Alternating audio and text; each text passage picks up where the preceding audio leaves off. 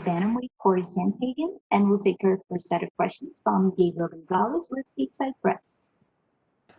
Hey Corey, how are you? Hey, I'm good. How you doing? I'm doing pretty good. Uh, Big fight, high stakes. Can you just describe how you're feeling going into this one on Saturday? Yeah, normal. Just getting ready to fight, catering the mind towards what it needs and it's a big fight. It has big implications. It could mean a title shot after this one, so taking it super serious and making sure that I'm ready to go. After that win over Marlon, it felt like there were just so many options for you. People were throwing out names, and everyone was like, yeah, that would make sense and it'd be a great fight. Was Frankie the first guy they offered you, or was there a process on how you guys settled on him as your next opponent? So after my last fight, I called out TJ Dillashaw and I called out Frankie Edgar because, those are kind of the two guys that are at the top with Garbrandt going down to 125. So that was the idea behind that. After that, I kind of realized oh, TJ's probably, would maybe do a little bit more for whatever, for popularity. And, that's how the game works a little bit now. Not that Frankie doesn't, but just being who TJ was in the division, he's a big name, and so that's why I wanted more. I don't know why it didn't happen. I tried to, make it happen, and it didn't. But I have Frankie now in front of me, and Frankie's, and I would say equally as tough opponent.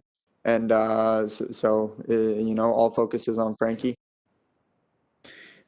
Do you worry at all about having to be impressive because you have guys like Dominic Cruz going to fight soon? TJ Dillashaw is likely to be scheduled. Do you worry about, oh, I got to really stop this guy and make it look good? Or do you tune a lot of that out? No, I tune all of that out. All I care about is winning, man. And I think I'm dynamic enough and athletic enough and fun enough to watch where I don't really need to stress about all of those things. Um, my style just by nature is, exciting to watch. So I don't really, none of that really crosses my mind ever. My final question, you got a lot of attention for your walkout music choice last time. What do we have planned for this Saturday? Same thing. Yeah, same thing. I think it's, I was going to change it, but then I started listening to it again, and you go through a lot of moods when you're getting ready for a fight. So when I listen to that one, man, it really puts me in a place to hurt someone, and that's what you need to do when you're going into a fight. Hey, I get it, man. Thank you, Corey. Good luck. Thank you. We'll take our next set of questions from Chris Decker with Alpha. Hi, Corey, can you hear me? Yep. Hi. Earlier this week, we published an interview with Andy Sauer about your time in the Netherlands. I don't know if you remember that time, and what do you remember about this time in the Netherlands? Yeah. So I went and did with the WKA, the World Kickboxing Association. I was on the U.S. team for them in 2014, I think. And I went out there for the World Championship tournament that I ended up winning. And then afterwards, Dwayne Ludwig, who I used to train with a little bit, knew Andy Sauer. Andy Sauer was someone that I looked up to my entire, kickboxing journey. And I asked if he could link us up. And so I went out to visit Andy once in 2014, and then I think again in 2016. But yeah, I love that guy. He's helped me a lot, and he's just a really fun guy to be around. And yeah, me and him are good friends now. Because he really took you under his wing, and he showed you around his town, Den Bosch, if I remember correctly. You even celebrated Carnival, if I'm right. What do you remember about this time in the Netherlands? Yeah. I was. What did we do? We ate every single type of food that the Netherlands has to offer. Yeah, we went to 11/11. I think your guys' Carnival is in February or something, I believe. But we were in. Yeah. I was there for 11/11, and that was a lot of fun. Andy has a huge family, so hanging out with his family was really fun. And yeah, I got to know all those guys, the Dutch people. Learned a lot about them, and yeah, it was a good experience. Me and Andy are good buds. Yeah, do you still keep in contact, and do you still ask for pointers and still asking for advice? Yeah, occasionally. I got to make another trip out there. I was hoping to go sometime last year.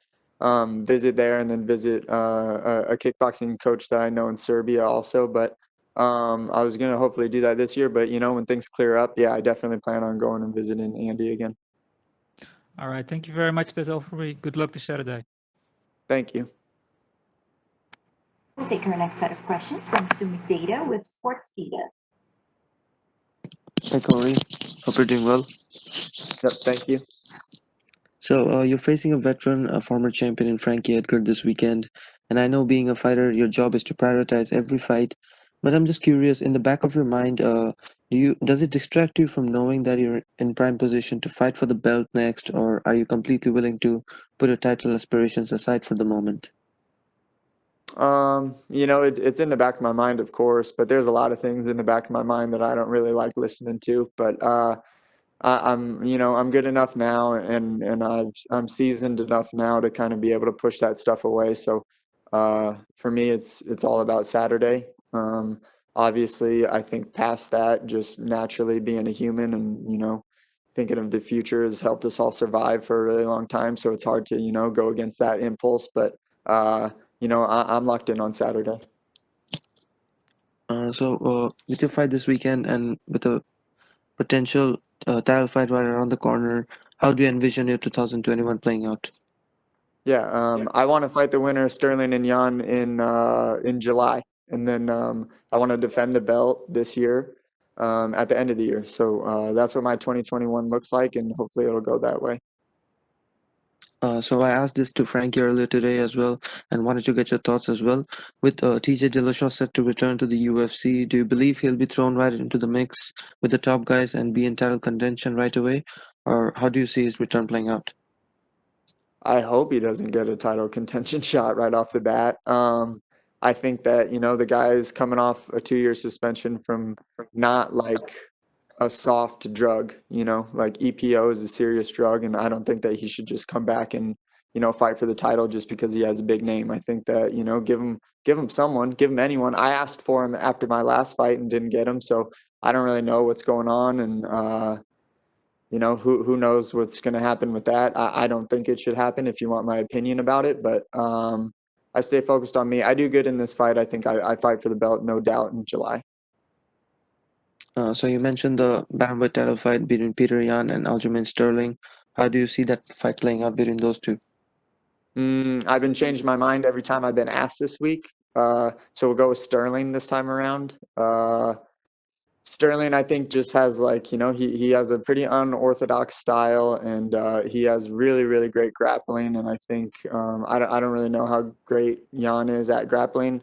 I think Yan strikes really well, but it's pretty orthodox. There's nothing really too crazy about it. So I don't know though. If you ask me next week, I might change my mind and say Yan. So I think that one's kind of a coin toss. It's a super interesting matchup, and I'm really actually excited to watch this fight. So you mentioned the walkout music thing a bit earlier, and your nickname happens to be the Sandman. Are you a Metallica fan somehow? I don't know, define fan, I don't think I'm I'm not crazy about Metallica. I don't go around wearing their t-shirts, but I do like Metallica. But no, man, I'm more of a rap guy. I like Biggie. I like all that kind of that older school generation of rap, Wu-Tang, Tribe Called Quest, all of those guys. Well, I look forward to your fight this weekend, and good luck to you, sir. Cool, thanks, man. We'll take our next set of questions from Nikita Gorshin with Sports Express. Cory, big pleasure speak to you.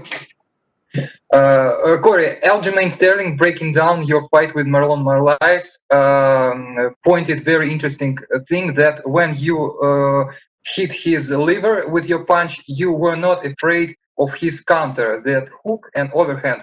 I wonder why, because you believed in your speed, or because that shoulders protect you from that big overhand and hooks?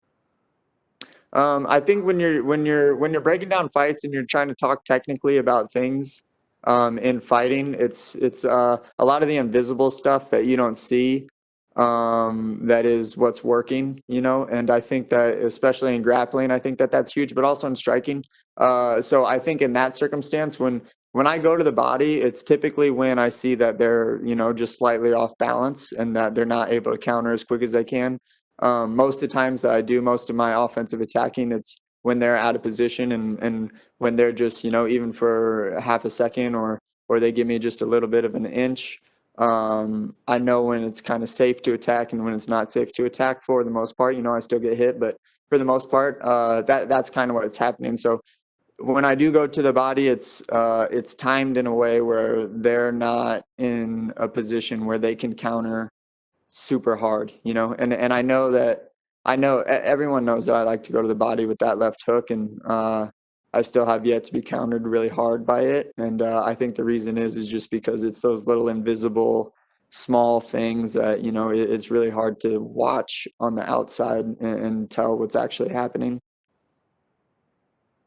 Cory, you some kind of inheritor of this Dominic Cruz footwork conception, footwork system. How do you think this Dominic Cruz footwork system still works nowadays, considering calf kicks entering the chat, or it's maybe a little bit outdated and old-fashioned? How do you think?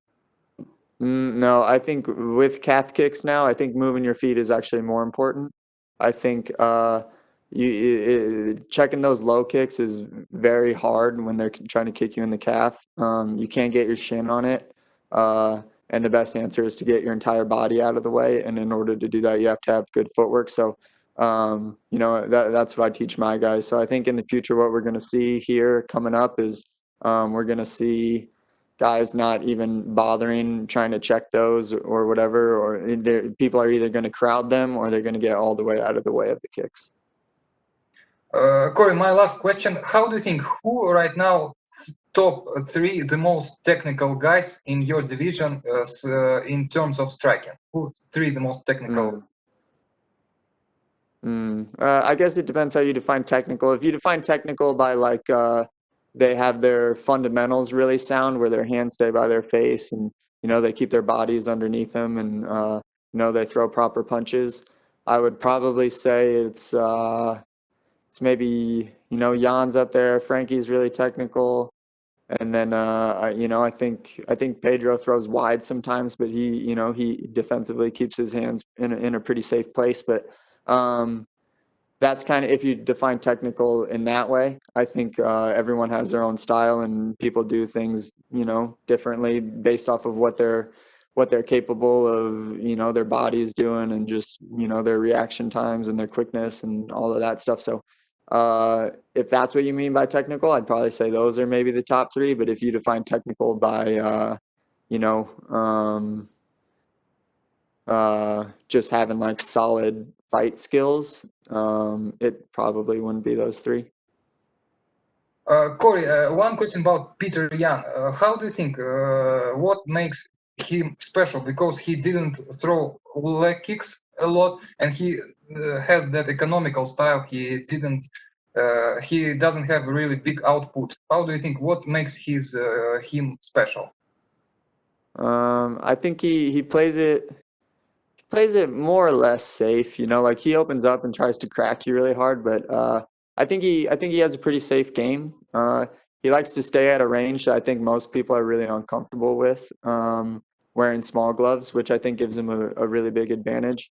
So I think that, if there's anywhere that and he's just really well rounded at everything. So I would say if there's anywhere that's where he's really good, I think that's probably where he's pretty good. But at the same time, you can't bring up Yan without me, bashing him a little bit too, because that's, a little bit of my job. But I don't think that he's had super high level competition. The guy got a title shot off of Faber. He fought Aldo, and Aldo is definitely, one of the greats. And those first two rounds were really close against Aldo. And so who really knows what separates him, because he hasn't fought as tough a guys as some of the rest of us. Thank you very much, Cory. Best luck. Yeah, thank you. Thank you. We'll take our last set of questions from Pablo Santamaria with TMMA Ecuador. Hi, Cory, can you hear me? Yep, I can hear you. Okay, the first thing I want to ask you is, you're facing a legend of the game like Frankie Edgar. Where do you think a victory over him puts you in? I think it puts me in the title shot. I don't think that there's really anyone else. Like, I think that TJ's coming off suspension. He shouldn't even be in the conversation. The guy needs a win. He hasn't fought in over 2 years now. And let alone it wasn't even in our division that he was fighting in.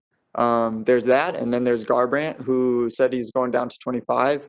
If Garbrandt's not in the conversation, because his knockout against the Sun Sal was super impressive, and he has a lot of backing with the fans and stuff. So if Garbrandt's not in the conversation, then it's only me and Frankie who are in that conversation. Font's new to the top 5, and I think Font has a lot of skills, but he's only got 1 win, and that's the state of the division. I think the winner, me and Frankie, should get the title shot 100%.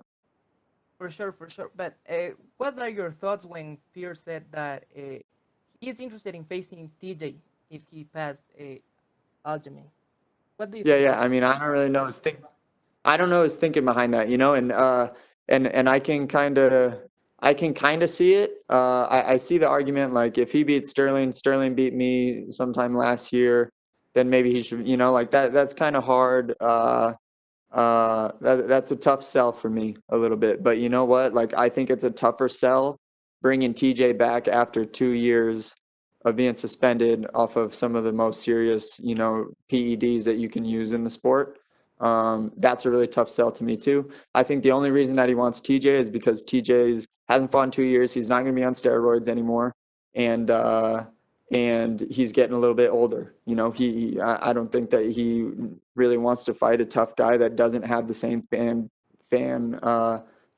as he does. And I think that that's me, and I think that I'm the tougher fight. But I think TJ is probably, quote unquote, the bigger fight, and that's kind of how the game works a little bit. So I see why he's doing it, but at the same time, like, I'm the tougher fight. Talking about the fight, where do you think Frankie is more dangerous because he's a complete fighter? Yeah, I think Frankie's an interesting fighter in the sense that, like, he's not necessarily this guy that's going to put out really huge highlight reel knockouts or submissions or I mean takedowns even, I would say. Like, he's just really solid everywhere, and the guy just really knows how to win rounds, and that comes from a lot of experience. He's been in the UFC probably just as long as like since the first day I walked into my first MMA gym. So that comes with its own, its own challenges, and it comes with a lot of experience for him, and I think he's good. Now that I'm rambling about that, I forgot what your question was. That Sorry. where he's more dangerous at? Oh, yeah. Where is he most dangerous? I think he's dangerous everywhere, but he's most dangerous because he's really good at winning, and he's really good at playing the actual game of MMA, where he's not, he's not the most dangerous guy. He's definitely dangerous, but he doesn't have a ton of submissions. He doesn't have a ton of knockouts. And I think he's dangerous in the sense that, like, the guy really knows how to win rounds, and in a 3-round fight, you only have to win 2 of those, and 2 rounds is, 10 minutes is not a lot of minutes to have to win, and I think that that's where he brings the most challenge. For sure. Do you think this is the most important fight of your career? And what's your prediction for this fight? I mean, to date, every fight is the most important fight of the career. I know that sounds corny, but I think it was important that I beat Moraes. I think it was important. Each fight is unique, and each one is, a little bit of a nicer notch on the belt and stuff. I think Frankie will be a huge name to add onto my resume that I'm really excited about. I can already, I really like winning. I really hate losing, and I know that people say that, but I'm a pretty flat guy emotionally. But winning is something that really, really, picks me up, and I love it. And so every single fight, I want to win tremendously bad. Okay, and the prediction, how do you see winning this fight? Yeah. I don't know, man. That's a really hard one. If it's like if you want me to speculate on it and just give you a guess, I think, let's just say I knock him out in the first minute. That's my answer every single time to that question is, how do I see the fight going? I knock him out in the first minute. Okay, and would you like to send a message to your Ecuadorian fans? To which fans? Ecuadorian from Ecuador. That's from me. Oh, yes, yes. Ecuador, thank you guys for the support. I hope that you guys are watching on February 6th. We really appreciate it, and all the best. Thank you very much, Cory, and good luck on the fight. Thanks, man. That's all we have for you today, Cory. Thank you. Cool. Thank you.